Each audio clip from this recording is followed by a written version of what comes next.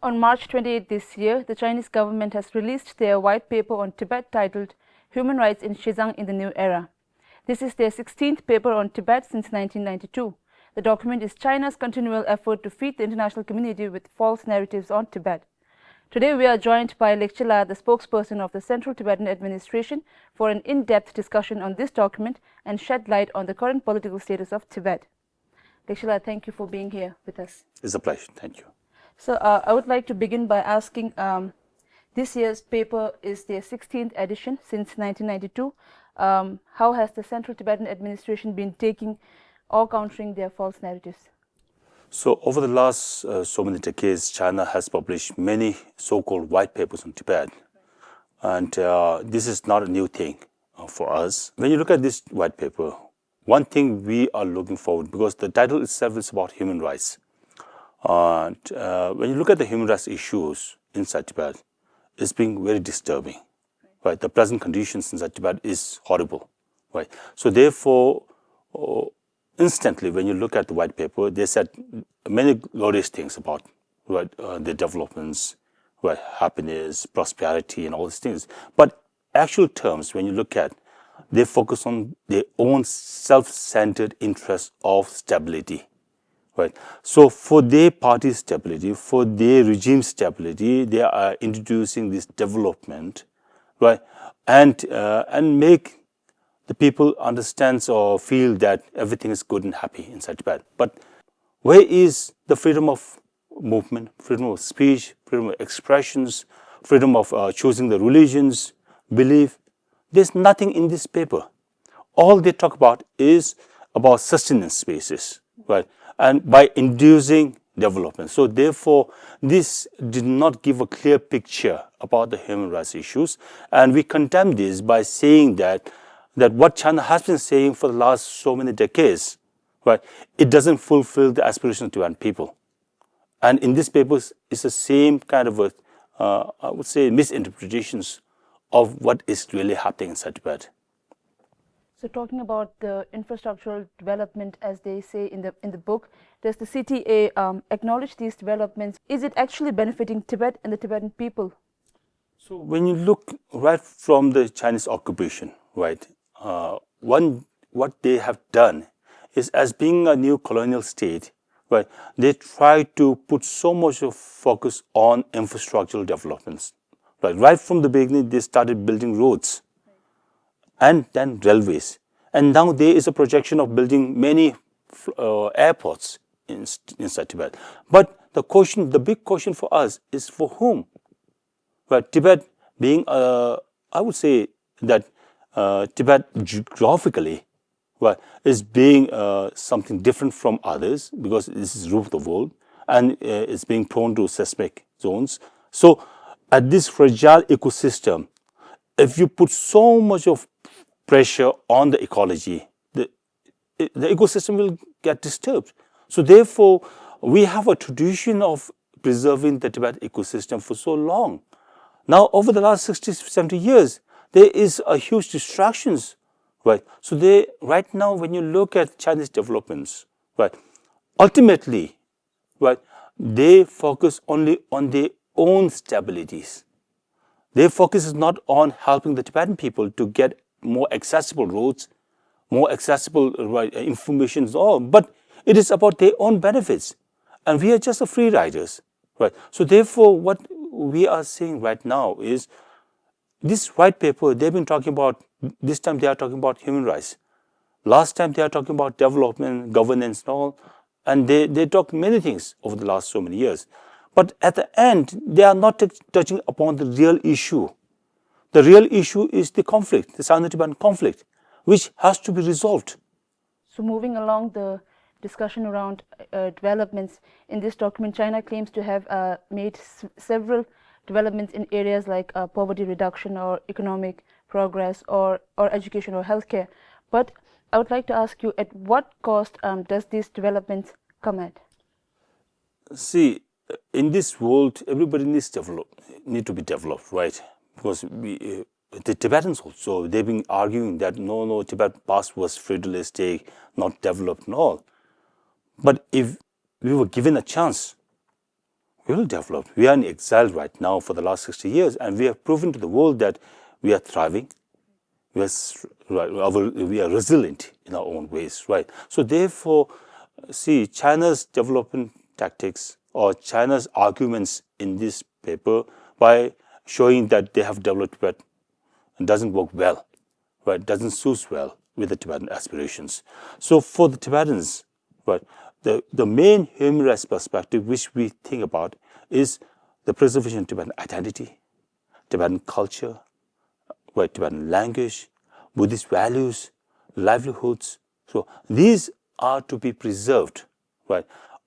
It is not that China has to introduce a uniform policies inside Tibet, which is homogeneous in nature, and then try to assimilate the Tibetans into Chinese. No, that is not what the Tibetans need. So therefore, right now, what China has to really do is to comfort with the Tibetan aspirations. The Tibetans, okay, definitely they want developments, but more than that, they need freedom of speech, freedom of expressions, freedom of belief, freedom of movement. Even the Tibetans inside Tibet cannot move within one place to another. Forget about the foreigners. Right? They were restricted. The movements are being restricted. So therefore, at present stage, what development they have been talking about so far is not purposefully meant for the Tibetan people, but rather it is for their own self-centered interest of keeping the stability. China trying to create a false narrative on Tibet. One of their latest tactic has been using the term Xizang for Tibet. It is also mentioned in this document. So what it is at stake for the international community? What does the international community has to lose if they accept the term Xizang for Tibet? See, this is not the first time that China has been introducing and changing the names. Right, they have done it over the last so many years. Right, the places, name of the towns, cities, village, mountains, rivers, all being changed.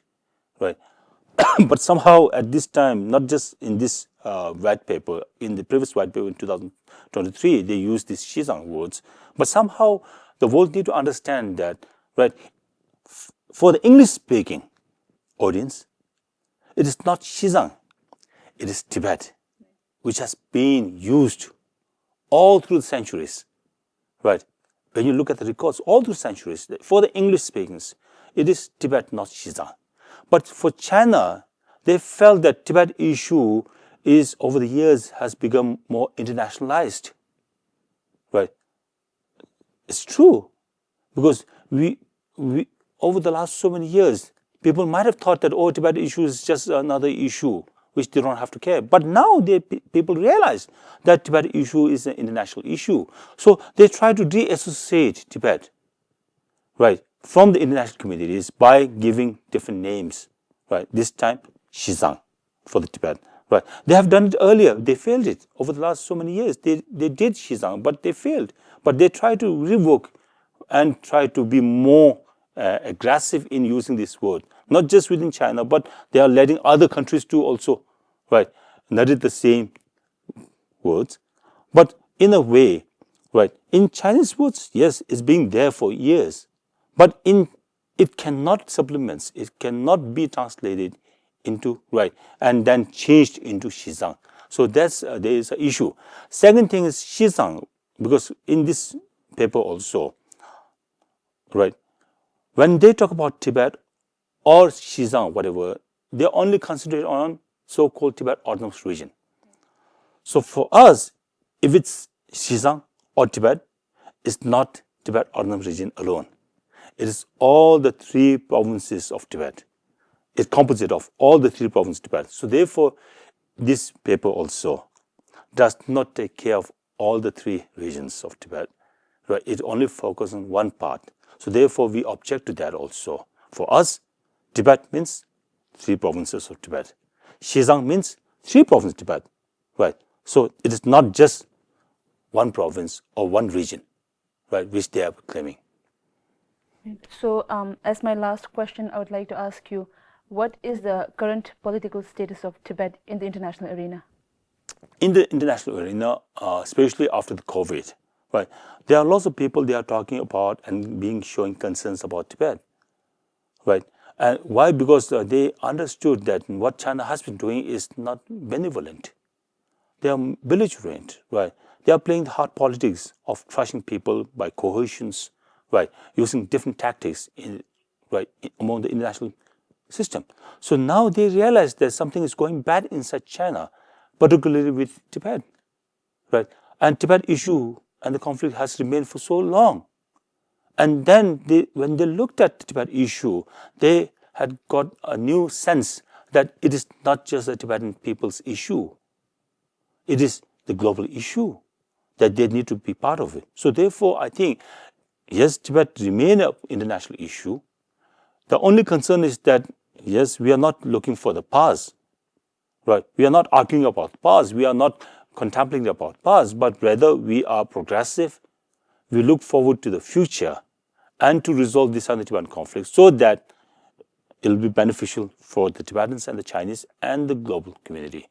So therefore, when we look at the international communities, there are more supports base coming, and then you see people coming from different parts of the world.